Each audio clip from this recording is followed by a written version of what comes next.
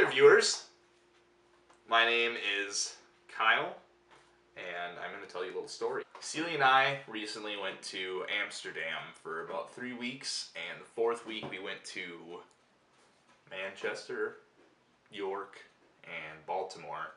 So our story begins in York when we're leaving and starting to make the travel between the UK all the way back to the United States. And we basically had about 16 hours ahead of us, starting at 11:30 at night, between trains and planes and automobiles. So we are at the train station in York, and there's nobody there. It's ghost schmosts town. Just the ghost town. The ghosties with the mosties. We are trying to find the platform where the train's gonna arrive at. It's just nowhere to be found. Some guy just shows up out of nowhere, just there in his suit and tie, his non-prescription hipster glasses. Well, we approach him anyway. Hey, where's platform 1 at? We gotta catch this train. He says, it's right here. You guys are there. Hats off to you. He ended up being the conductor of the train, and we go to board the train as it arrives.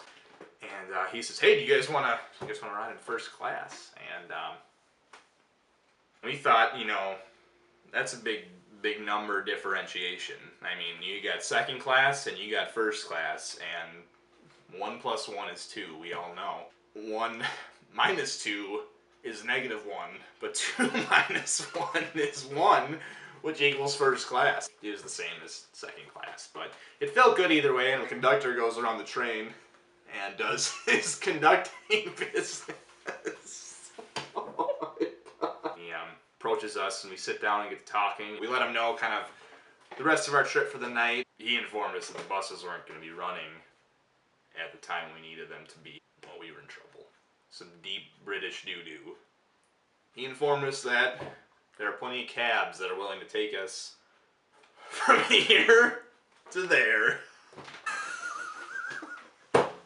So we asked him, how much is this going to cost? I mean, we only have 20 pounds, which was enough for the bus, but he said 30 to 50 pounds. And we were without a phone, without Wi-Fi.